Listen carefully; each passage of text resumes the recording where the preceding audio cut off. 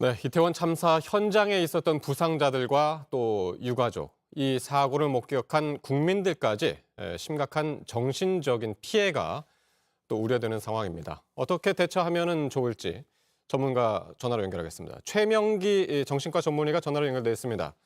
나와 계시죠? 네, 안녕하세요. 네. 자, 일단은요, 가장 지금 걱정되는 부분이 현장에 있던 생존자들, 그리고 한순간에 네. 가족을 잃은 유가족들요. 어떻습니까? 이런 압사 사고의 경우는 또 후유증이 더 심하다는 얘기를 들었습니다. 네. 왜냐하면은, 일단은 그 장소에서 생존했건 아니면은 그 어려움을 갖다 겪게 되었던지 간에 상당한 시간 동안 신체적 고통을 갖다 계속 느끼게 됩니다. 네. 그렇기 때문에 몸이 그 압박에 의한 통증, 숨막힘을 갖다 기억하게 되는 거고요. 그러면서 그 당시에 어쩌면은 혼자나 둘이서 고통을 겪은 게 아니라 예. 수없는 사람들이 아우성을 치면서 그 어떻게 해야 될지 모르는 그 상황이 있기 때문에 그 상황의 분위기가 본인이 또 인지하게 됩니다. 아하. 그런 다음에 만약에 이런 일이 있었음에도 불구하고 사망자가 한 명도 없거나 예. 사망자가 매우 적었다 그러면은 그 일이 그냥 잊어먹을 수 있었는데 네. 이렇게 많은 사망자가 발생했기 때문에 나도 그때 진짜 죽을 수 있었구나라는 생각이 들면서 아하. 네. 더욱더 공포감이 가중되고 잊지 못하게 됩니다. 특히 이런 대형 참사 같은 경우는 이제 언론이나 대중의 관심이 상당히 높지 않습니까? 그래서 네.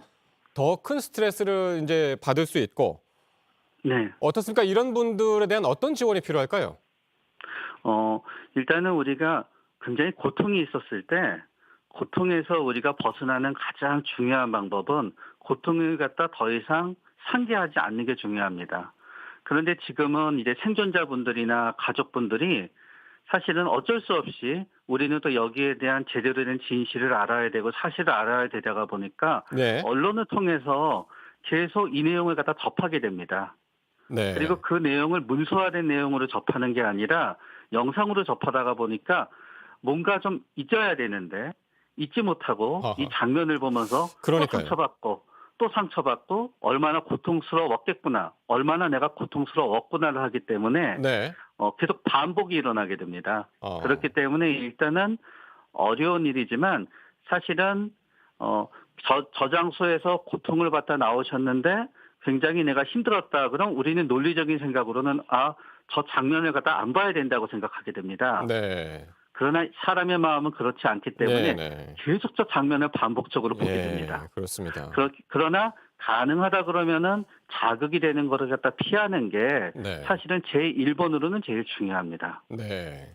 그런데 이렇게 현장에서 이제 직접적으로 피해를 당한 분들뿐만이 아니라 또 네, 유가족뿐만이 아니라 현장에서 심폐소생술을 진행했던 경찰이나 소방관 여러분, 그리고 이제 네. 의료 인력들 이런 분들도 상당히 이제 트라우마에 시달릴 수 있다라는 분석들이 있어서요.